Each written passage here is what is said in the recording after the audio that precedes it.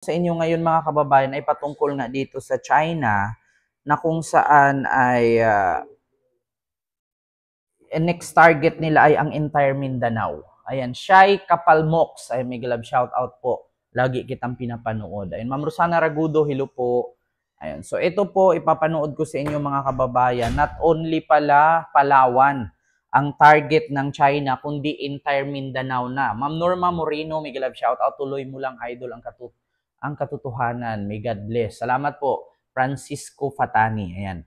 So ito po mga kababayan, yung ipapakita ko sa inyo ngayon or issue ko sa inyo ngayon ay patungkol po dito sa pinapakalat ngayon ng China na entire Mindanao or buong Mindanao na po pala ang kanilang kukunin, no? Ang kanilang sasakupin. Kasi nakalagay sa naturang video na ipapakita ko ngayon ay ang pangunahing produkto daw ng China, ginto, gulay at yung rubber or goma. So, ibig sabihin daw po, noong nakaraang Ming Dynasty, yung kanilang emperor ay dito daw nakatira or dito daw tawag doon parang nagpahinga. Kumbaga parang bahay or lugar bakasyonan daw ang Mindanao. At isa na daw ang pinakapaborito daw ng emperor ng Ming Dynasty ay ang Palawan. Ayan, may galab shout out po, Ma'am Ki or KHA. Nararapat lang talaga na hindi manalo ang PDP senatorial candidates. Ma'am Bingkent dyan sa Singapore, hello po. And kay Ninita Hovelo, may galab shout out po. So ito po mga kababayan, China on Mindanao. Meron akong video sa inyong ipapakita. Kaso hindi ko siya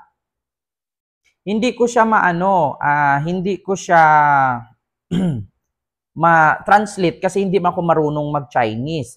Pero bakit nila sinasabi na sa kanila ang Mindanao? Diba? Oh, so ito po mga kababayan, ipapakita ko po sa inyo, lagyan po natin ng sound. Ito po. Mm.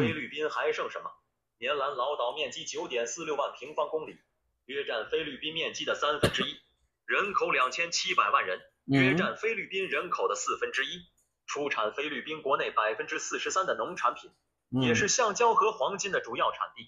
如果棉兰老岛成功独立，不仅造成重大资源流失，也会有更多岛屿效仿，届时菲律宾必然大乱。Ayan, Chris, ayan, may love shout out Kagata ng Davao de Oro at kay Chris Tercinio ng London, may love shout out po. So yun po nakikita nyo mga kababayan, yung aking pinakita ngayon na kung saan nakalagay dito, in-explain ng Chinese, no? At nakalagay nga dito mga kababayan, look how greedy those Chinese are. They are now planning to take over the whole Mindanao. They want to unify the whole Philippines by acting friendly, then claim the whole country. So yun po ang nakalagay na kung saan, in-explain nila dito, ayan, Mindanao nakakulay pula. Tapos, ang pangunahin daw, yan, may mga tao daw, may mga Chinese din daw sa Mindanao na nakatira. Ngayon, ang pangunahin daw hanap buhay sa Mindanao ay ang gulay, no? And then, ginto at mga rubber, yung goma. So, ayun po. 出产菲律宾国内43%的农产品，也是橡胶和黄金的主要产地。 So, ayan po, nakita nyo naman po, rubber and gold. Ayan, rubber and gold ang pinaka-sources talaga sa parting Mindanao, mga kababayan. So, nakita nyo naman po dyan. So, hindi lang Palawan ang kanilang ngayon target, kundi buong Mindanao. So, ngayon, mga kababayan, watching from Tagaytay City, Cavite, Kelly Di Guzman Capuno, may galab shout out po. Diba? Ma'am Annalyn Vermodes, ayan. So, kaya pala gusto ni Digong ihiwalay ang Mindanao. Yes, isa po yan sa kadahilanan at rason na nais ni Duterte ihiwalay ang Mindanao sa Pilipinas or sa Luzon at Visayas. Di ba kung naalala ninyo noon, sinusulong nila na hahanap sila ng pirma. Di ba? Gumawa sila ng sarili nila, nagpapapirma sila sa mga, di ba, akala nila marahil ay sasaya sila. Di ba? Nagpapapirma dati si Duterte na kung saan ihiwalay niya ang Mindanao sa Pilipinas. Kasi may balak po talaga sila. Ayun. At ang sabi nga dito, mga kababayan, according sa aking na-research din, ang Ming Dynasty ay nasa Mindanao din daw naka-base. Ming Dynasty in Philippines. Dito kasi, nilabas kasi nila dito, Lazaro Serio. Ayan o, map of the South China Sea in the Ming Dynasty ng 1601. Ayan. So, ito po. So, ayan kung makita nyo po, ayan po ang Pilipinas. No? So, yan po ang map daw ng Ming Dynasty noong 1601. And then, map of the South China Sea of the Republic of China on 1945. Kaya pala gusto niyang ifederalismo, ganyan ang balak niya. Kaya, sabi ni Ma'am KHA. So, ayan kung nakita nyo po dyan, kung nakita nyo, ito po yung harap, no, Vietnam, Taiwan, nandito po ang Philippines. So, ang ano po kasi ng South China Sea ay, kumbaga, parang sakupin na nila.作为菲律宾第二大 galit na mga pahayag na naman na pilit binabaluktot ang kasaysayan. Ang Palawan Island daw ay dating kilala bilang Senga Island. Sa panahon ng dinastiyang Yuan, ang isla ng Palawan ay isinama sa teritoryo ng China. Ang astronomo na si Guo Shoujing ng Yuan Dynasty daw ay nagsagawa ng astronomical observation sa isla. Sa mga paglalakbay ni Zhenghe sa kanluran sa dinastiyang Ming, umaan siya sa isla at nagtatag ng istasyon ng pag-uugnay at garrison na pinangalanan nitong Senga Island. Ang Palawan ay dumaan sa maraming yugto ng kasaysayan, pero malinaw, madalas na itong kinikilala bilang bahagi ng Pilipinas. Pero dahil sa mga leader na pro-China, tulad ni VP Sara,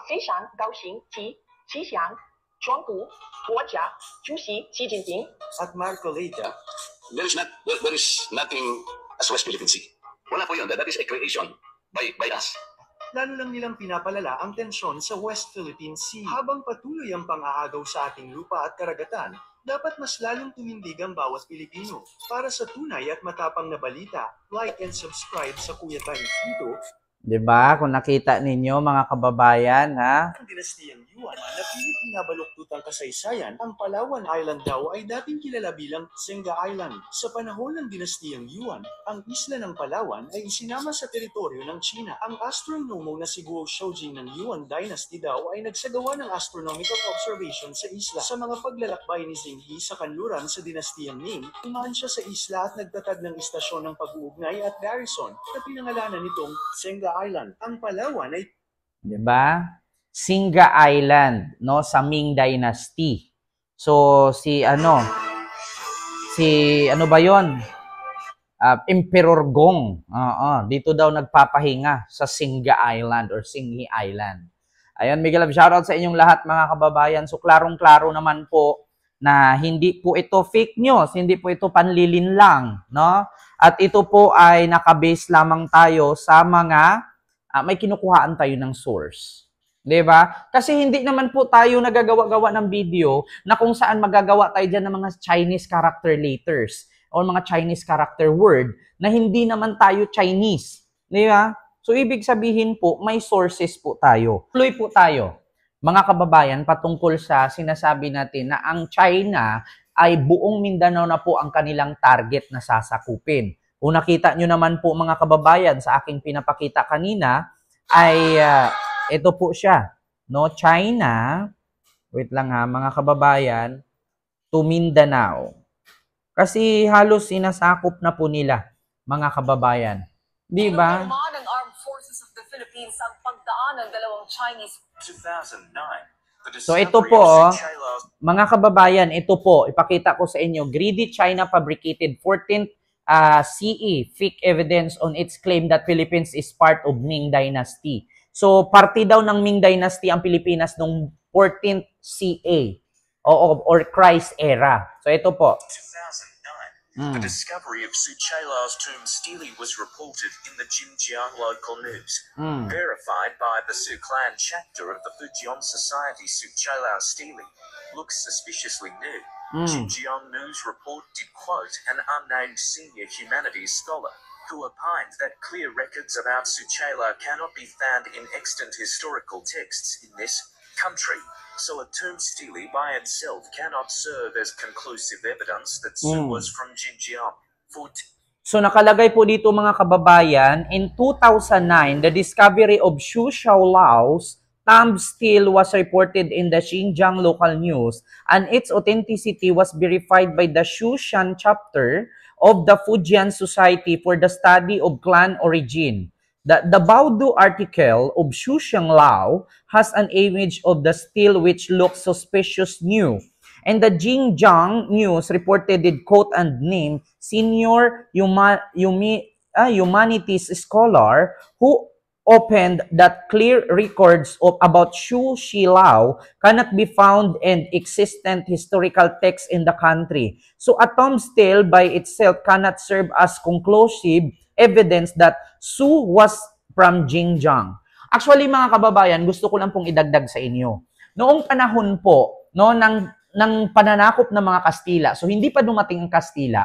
Ang trabaho at mga pangunahing gawain kasi ng mga Asian people, Asian culture, ang pinakapangunahin nating mga ginagawa ay barter. No? So, nagbabarter po nung unang panahon. Halimbawa, ang mga Pilipino, meron silang kamote. Ngayon, ibabarter nila sa China, papalitan ng mga banga, papalitan ng mga porcelain. Ngayon, ang mga Indonesia, meron silang banig. Papalitan nila ngayon ng asin sa ibang bansa. So, ang tawag doon is barter. Ngayon, mga kababayan, meron lang akong idagdag na isang history na kung saan hindi alam to ng mga tao. Di ba? Meron akong idagdag sa inyo na merong history na hindi alam ito ng mga matatanda. Maskin mga matatanda, hindi nila ito alam. Alam nyo ba na meron tayong sultan sa Pilipinas na nakalibing sa China? Hindi nyo ba alam or alam nyo ba na mayroong sultan sa Pilipinas na doon nanirahan sa China, no? At doon na din siya nilibing? Correct me if I'm wrong, paki-comment. So pwede din po nating angkinin yun kasi doon nilibing ang sultan sa Pilipinas sa China. Di ba? Mga kababayan, alam nyo po ba yung history na yan? Meron po tayong sultan na nakatira sa China at doon po siya nilibing. So, ibig sabihin ba, meron tayong kababayan or meron tayong kadugo na sultan na nilibing sa China, ay pwede na ba nating angkinin yung lugar nila kung saan doon nilibing? Di ba? Ito gusto kong i-share sa inyo. Sultan in Philippines. Wait lang na double L yung Philippines ko. Buried in China. So, ibig sabihin pala, may sultan tayong nakalibing doon. Di ba? So, ayan ito po, libingan. Tourists flock to this place in Dezhou City in the northeastern province of Shandong in China. But it is no ordinary tourist attraction. The Sultan of Sulu, Paduka Pahala, is buried here. The Sultan sailed to Beijing in the year 1417 to pay tribute to the Emperor Yongle. The Sultan was already on his way back to Sulu when he died in Shandong from illness. Distraught by the news of the Sultan's death, the emperor ordered a mausoleum to be built in a magnitude fitting for a king, becoming the only foreign king to be buried in China. The Sultan's wife had stayed behind along with his two sons, Andlu and Wenhala. They were... di ba? So ngayon mga kababayan, ibig sabihin pala may sultan tayo na mula sa Mindanao na nakaborid sa China. O ibig sabihin, pagmamayari ba ng sultan, ng asawa niya at ng anak niya, ang lupa na kung saan siya nilibing sa China? Paki-comment mga pro-Chinese. Di ba? Di ba? Kasi ang sabi nila, kung patagalan lang din naman tayo ng ebidensya or pakalkalan tayo ng pinakauna ng mga pangyayari, kung ang sabi nila ang Mindanao daw is part of Ming Dynasty noong 14th CA, so ito naman yung sultan sa Mindanao ay nilibing doon sa Xinjiang, China. Ang asawa niya at ang anak niya doon na din nilibing. So ibig sabihin, pagmamayari din ba ng Pilipinas ang Xinjiang, China? Kasi nandun nilibing ang sultan ng Mindanao? Di ba? Ito pakinggan niyo. tourists flock to this place in Dezhou City in the northeastern province of Shandong in China. But it is no ordinary tourist attraction. The Sultan of Sulu, Paduka Pahala, is very... Paduka Pahala. The Sultan of Sulu, di ba? Paduka Pahala was buried in China. Here, the Sultan sailed to Beijing in the year 1417. In year 1417. So kung merong Ming Dynasty, ang China, na pagmamayari daw nila ang Mindanao noong 14 CA, ito naman 1417 CA. Ang Sultan pumunta ng China hanggang sa nakapangasawa siya ng Chinese, hanggang sa hindi na nakauwi sa Pilipinas kasi doon na siya namatay dahil sa sakit. So ibig sabihin ba, ang nilibingan at tinirhan ng Sultan ng Sulu, na doon siya nilibing, ay sa kanila din ba at pagmamayari din ba ng Pilipinas? To pay tribute to the Emperor Yongle. The Sultan was already on his way back to Sulu when he died in Shandong from illness. Distraught by the news of the Sultan's death, the Emperor ordered a mausoleum to be built in a magnitude fitting for a king. Sino yung nag-comment dyan? Sabi, believe naman ako sa mag-comment dito. Proud sa vlogger na to. Walang ibang gawin nito kundi lituhin ang mga tao ni BBM. Sabi ni G-Dom Vlog. Actually, G-Dom Vlog, kung ako, sorry na nakita mo na nililito ko ang mga tao ni BBM. Bakit? Si Sara Duterte nga, di ba, inanyaya, kino-convince ang mamamayang Pilipino na magalit sa government, di ba? Sa administrasyong Marcos. So alin po ang mali doon? Kung ako, ini-educate ko ang mga tao na ang Mindanao ay inaangkin ng China dahil meron silang ebidensya ng 14 CA, ang Ming Dynasty daw ay pagmamayari ng ang Mindanao, or ang aking binabalita ngayon na hindi ba porket ang sultan sa Mindanao, sa Sulu, doon namatay sa China at doon nilibing, pagmamayari na din ba ng sultan or ng Pilipinas ang China kasi doon nilibing? G-Dom Vlog, tanong kita, kung panglilito at pang-uuto sa mga Pilipino ito na nakasuporta kay Pangulong Bongbong Marcos ang aking ginagawang vlog, anong tawag mo sa pang-anyaya or pang-convince ni Sara na ang Pilipino dapat magalit sa administrasyon? Diba? Anong pwedeng maikaso sa akin na inuuto ko ang Pilipino para maniwala sa aking sinasabi? Nasa kasaysayan sa Pilipinas, nakaukit, nakalagay, at nakasulat sa libro ng history, sa world history sa Pilipinas. Actually, ang major ko is world history. Pasensya na, hindi ko lang natapos, kaya hindi mo ko maloko pagdating sa history. Ngayon, mahirap kasi magyaw-yaw dito na walang evidence. Ngayon, on the spot ito, wala akong script. Kung ano yung mapasok sa isip ko, yun yung aking i-research para mapatunayan at makita ng tao na hindi ako gumagawa ng kwento. Ngayon, ano bang klaseng ikakaso sa akin na ini-educate ko ang mga tao para malaman nila na hindi pagmamayari ng China ang entire Mindanao? Kasi I was born and raised in Mindanao. Alam ko ang hirap sa Mindanao. Mga politician lang ang yumayaman, mga Pilipino at mga tao sa Mindanao naghihirap. Yan ang katotohanan, hindi nyo maitanggi. Ngayon, di ba? Kung mali pala ang pag-i-educate ko sa mga viewers ko na maskin mga matatanda na DDS na hindi makakaalam at hindi nila alam ang totoong kwento pagdating sa history, alin ang mas malala at may malaking kasalanan na kakaharapin? Ako o si Sara Duterte? Si Sara Duterte, sinabi niya sa rally sa Cebu, sa kanilang mautog-utog rally nung PDP laban, nakaraang araw lang.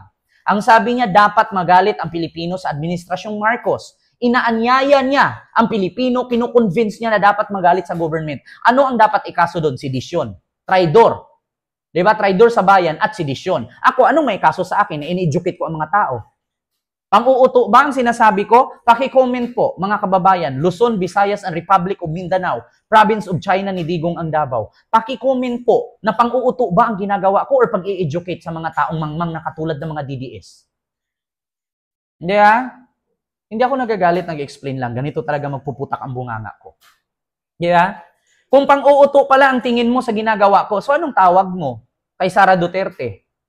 Kino-convince ang Pilipino na magalit sa government at kalabanin ang gobyerno. Si Digong naman, kino-convince ang mga Pilipino na hindi magbayad ng tax.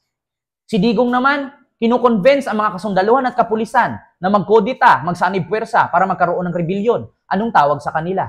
Threat sila sa ating bansa. Sila ay mga pro-China. Kaya ako po'y nananawagan loyalista, kakamping, at mga DDS na gising na, huwag niyo pong iboto ang mga nakahilira kay Duterte. Yan po ay mga pro-China.